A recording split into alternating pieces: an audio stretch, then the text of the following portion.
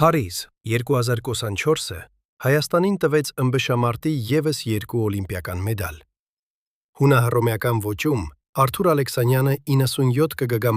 կարգում նվաճեց արծաթ։ Մալխաս Ամոյանը 77 կգ կարգում նվաճեց բրոնզ։ 2 քաշային կարգ, 2 հայկական դրոշ օլիմպիական պատվանդանին։ Ալեքսանյանի համար սա պարզապես հերթական մեդալ չէր։ Սա նրա 4-րդ օլիմպիական մեդալն էր։ Լոնդոն 2012-ի բրոնզից, Ռիո 2016-ի ոսկուց, Տոկիո 2020-ի արծաթից հետո, հիմա նորից արծաթ Փարիզում։ 4 օլիմպիական խաղեր, 4 մեդալ։ Սա պահի մարզավիճակ չէ, սա կարիերա է, որը կառուցվել է քարի պես։ Ամոյանի համար Փարիզը առաջին օլիմպիական մեդալն էր, արդեն աշխարհի և Եվրոպայի տիտղոսներով լի ճանապարհի վրա։